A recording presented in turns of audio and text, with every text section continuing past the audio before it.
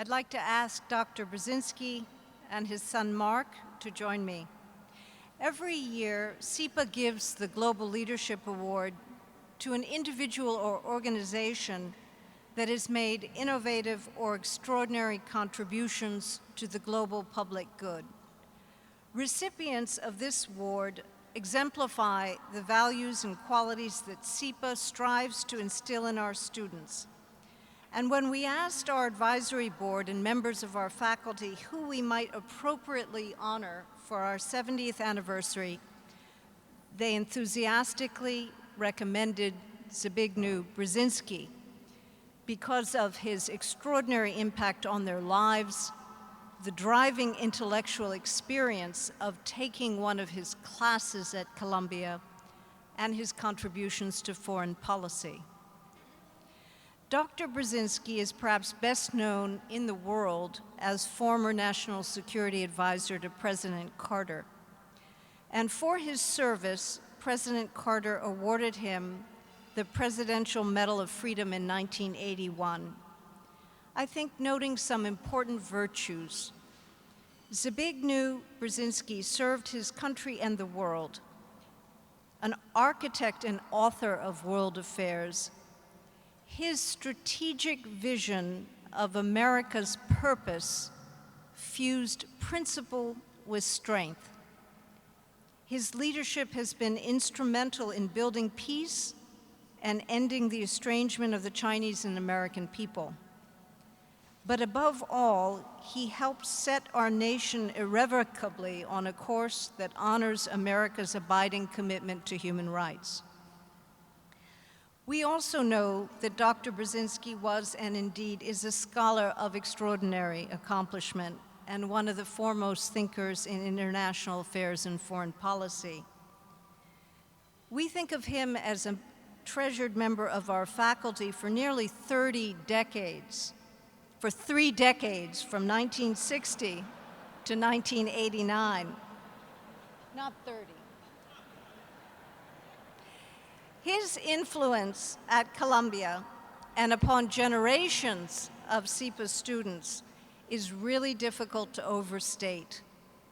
Many describe his courses as transformative to their thinking about the world and their development as practitioners, leaders, and thinkers. Dr. Brzezinski remains very active today and continues to write and offer commentary on matters of US and global policy. Indeed, in an editorial published just in February in the New York Times, he cautions, "A vulnerable world needs an America characterized by clarity of thought and leadership that projects optimism and progress." I would also encourage you to watch a video of Dr. Brzezinski engaging in an extraordinary conversation with Henry Kissinger about America and the world at the Nobel Peace Prize Forum last December. Now, Mark Brzezinski has kindly offered to say a few words about his father and perhaps give us another perspective on Zbig, as he's known by his friends and colleagues. Mark.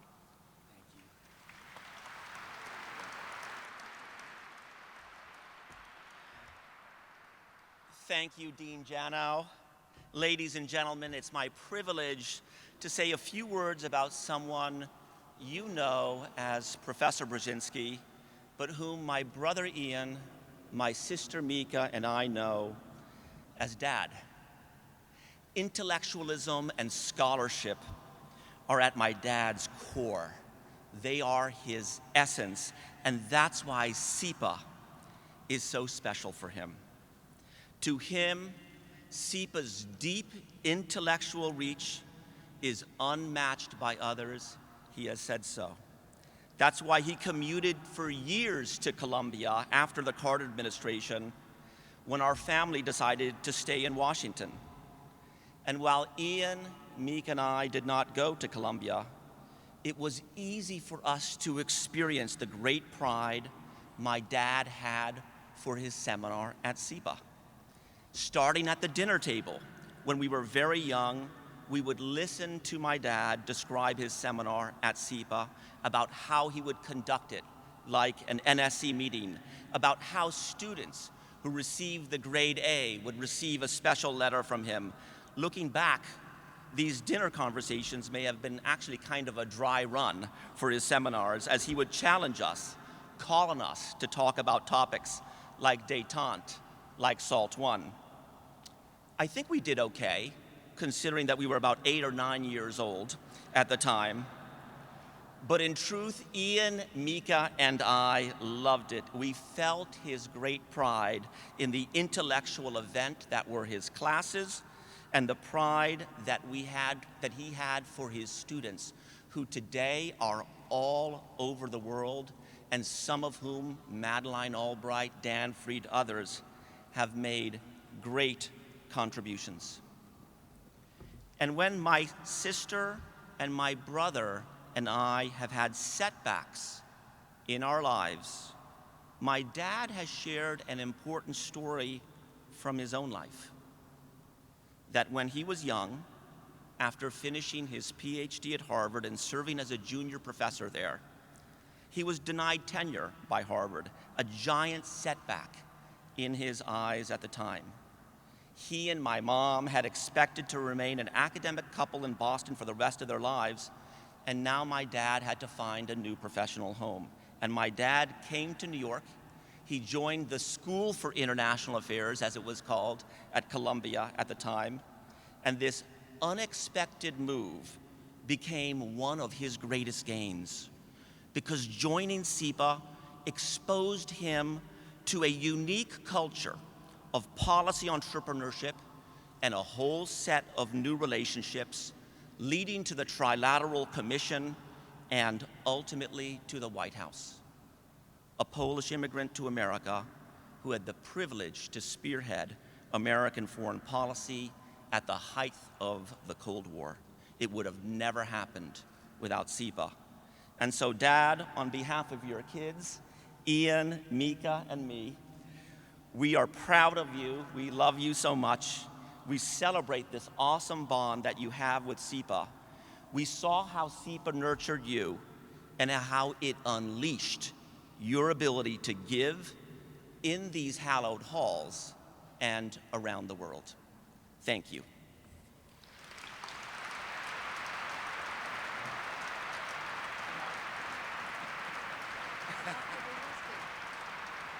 I will let you speak, but I want to just give you I'll hold this for you.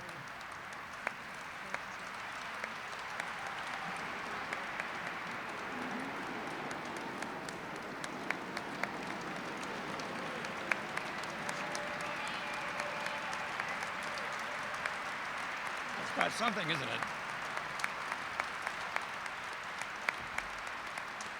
Just that.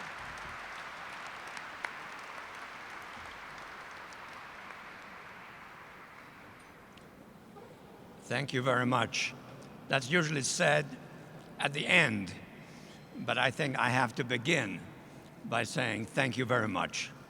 Thank you very much to my family, whose representative spoke so eloquently. Thanks very much to those members of my family who, for a variety of reasons, cannot be with me here today. And thank you to my many friends here in this room with whom I partook in the adventure of learning more and trying to accomplish more as one learned more. And that, to some extent, summarizes also my own personal life. I came here many years ago, not voluntarily. I was an assistant professor at Harvard. I wanted to stay at Harvard. Harvard thought otherwise, and I came to Columbia.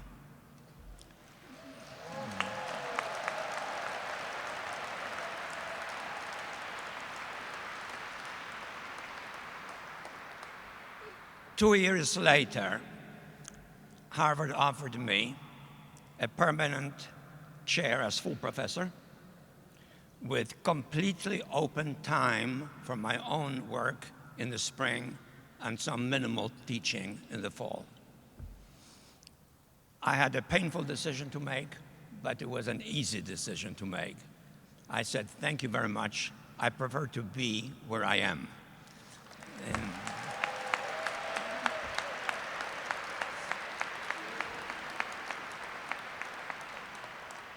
I have to confess that that analysis is somewhat self-serving.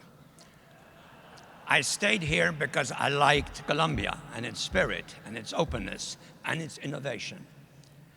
But I also came to Colombia because it was somehow closer to something which was within my purview, Washington. And I thought this is a better springboard for combining scholarship with learning. And that indeed has been my experience. Shortly after coming here, I went down to Washington at the instigation and help of the dean here and my colleague, who felt that it was time for me to go and touch political reality. And in the course of those 2 years, I was very fortunate in gaining access to President Johnson, of gaining greater understanding of the limits of American foreign policy at the time, which was to boycott completely the communist states of Central Europe, and to adopt instead a policy of peaceful engagement, recognizing the reality of their existence, but engaging them in a relationship, which within slightly more than a decade bore fruit in the collapse of communism in Central Europe. And I have in my office a photograph of the president and myself after I presented to him the text of a speech which was called Peaceful Engagement in Central Europe instead of Boycott of Central Europe. And it worked like a dream within a decade and a half.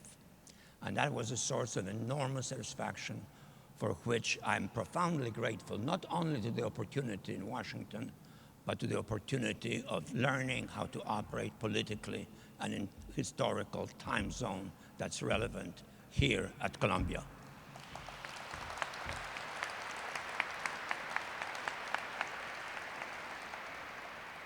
I was equally fortunate subsequently to serve President Carter as his principal foreign policy advisor. And one of my most important activities was to follow in the footsteps of my long-term rival and friend, and I repeat these two words, rival and friend, Henry Kissinger, who under President Nixon opened the dialogue with the Chinese, whom we failed to recognize for several decades.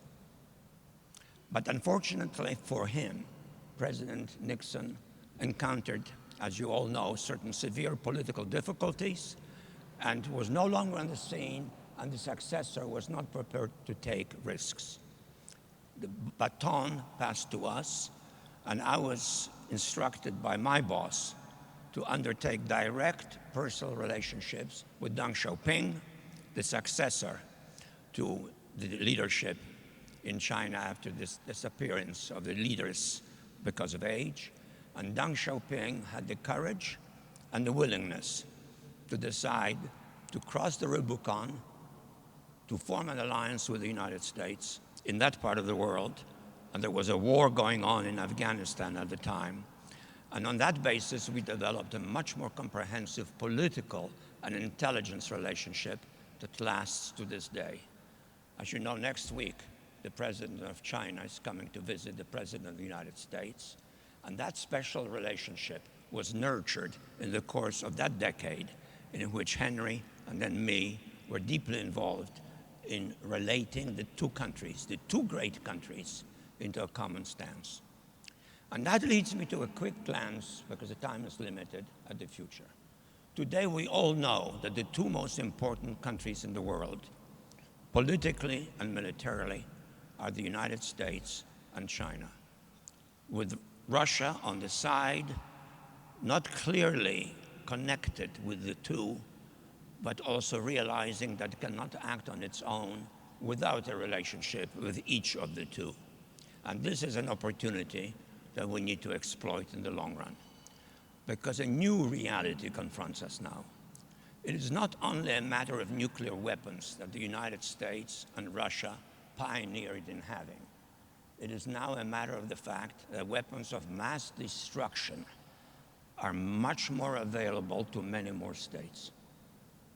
And perhaps we alone, or the Chinese alone, or the Russians alone, or preferably together, can prevent individual countries from doing dangerous things that we would prefer them not to undertake. But we no longer have the luxury of thinking that the weapons that we possess determine the future entirely if there's a breakdown in the stability and peace in the world. The fact of the matter is that there are now enough countries, much weaker than we, but still capable of introducing such heavy violence on the world scene that the next era could be truly catastrophic. And this is the risk that we now confront. And therefore, it is important that we cultivate and reinforce the kind of relationship that has endured the last 20 years with China. If possible, as Russia changes from a militant communist state to a corrupt capitalistic state, which is a major step forward for it. And on that basis, create a relationship that centralizes power among three major powers to such an extent that those who otherwise might be tempted to use their more limited weapons, but in a mass convulsion of violence, to be very cautious indeed. And I am convinced that the next 10 to 20 years will decide whether, in fact, beyond the next 2 decades, there will be an international system capable of maintaining peace and stability and cooperation. It's going to be extremely difficult and risky, particularly in the short run, when we do not have yet consensus among the major three about some of the central issues, nor do we have yet a situation in which we can act effectively in concert. But we have to move that way, because otherwise what awaits us by the late 1920s is very ominous indeed. And this is the challenge that we face. We can respond much more effectively by having a close relationship with the other major power in the world, China, and the aspiring power in the world that can only be effective if it becomes a genuine European state. A genuine European state. Perhaps internally a little bit too corrupt for current even European tastes, but nonetheless representing a communion of power which no one will dare to challenge. But that will require patience and intelligence, and among others, and on this I'll end, a president who doesn't use public appearances for entertainment, but is prepared to address the serious global problems that we now confront. Thank you very much.